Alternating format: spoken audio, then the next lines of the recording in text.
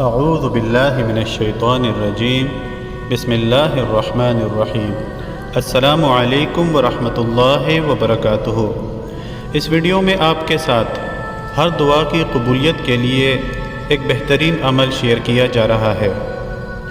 انسان زندگی میں بہت سے ادوار سے گزرتا ہے اور بعض اوقات وہ کسی ایسی مشکل میں پھنس جاتا ہے کہ اپنی تمام تر کوششیں کرنے کے باوجود اس کی مشکل حل نہیں ہوتی۔ دوست، رشتہ دار سب اس کی مدد کرنے سے قاصر ہوتے ہیں۔ ایسے میں اسے اس اپنے رب کی یاد آتی ہے جس کا وہ بندہ ہے۔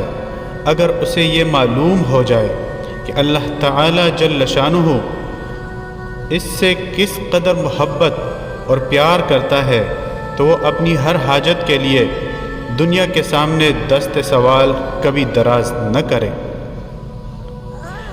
مشکل یہ ہے کہ جیسے جیسے انسان علمی منزلیں پار کرتا ہے ویسے ویسے وہ اللہ تعالی جل شانہ سے دور ہوتا جا رہا ہے۔ اس کی بنیادی وجہ انسانی ذہن کا ارتقاء ہے۔ اس ارتقاء نے انسان کی جہاں بہت سے فوائد پہنچائے ہیں وہیں سب سے بڑا نقصان یہ پہنچا ہے کہ وہ اللہ تعالی جل شانہ سے دور ہوتا چلا جا رہا ہے۔ منطقی زاویہ نگاہ نے انسان کے عقیدہ اور ایمان پر کاری ضرب لگائی ہے۔ اس قیل و قال کے چکر میں وہ اپنے پروردگار کو فراموش کر چکا ہے، اور شکایت یہ ہے کہ اس کی دعائیں قبول نہیں ہوتی، جبکہ قرآن پاک میں اللہ کے برگزیدہ پیغمبر نے ایک دعویٰ کیا جو سورہ ابراہیم میں موجود ہے، جس میں حضرت ابراہیم علیہ السلام اپنے اللہ کے بارے میں بڑے فخر سے یہ کہتے ہیں کہ بے شک میرا رب دعاؤں کا بڑا سننے والا ہے۔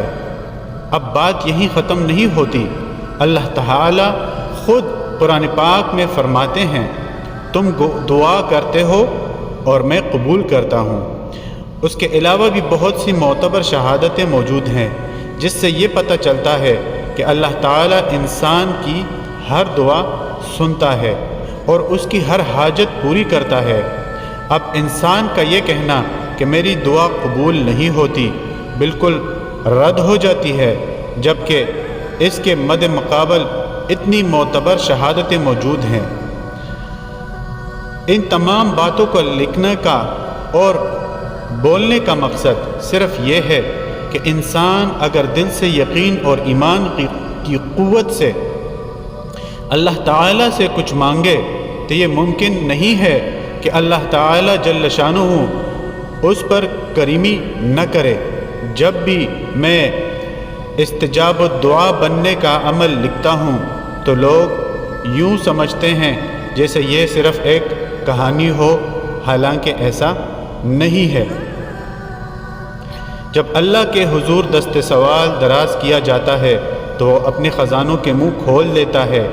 اگر کسی شخص نے مستجاب الدعوات بننا ہے تو وہ پورے یقین کے ساتھ یہ عمل کرے اور دیکھے کہ اس کی زبان میں تاثیر پیدا ہوتی ہے یا نہیں۔ بعد از نماز عشاء اول و آخر 7 مرتبہ درود پاک کے ساتھ اس اسم پاک یا کریمو کو 786 مرتبہ 101 دن تک پڑھے۔ 101 دن کے بعد عامل میں عاجزی، انکساری، نیک اخلاق اور خوش مزاجی پیدا ہو جائے گی، اور جب وہ کسی کے لیے یا اپنے لیے اللہ تعالیٰ کی بارگاہ میں کوئی دعا کرے گا تو اس کی دعا کی قبولیت میں دیر نہ لگے گی۔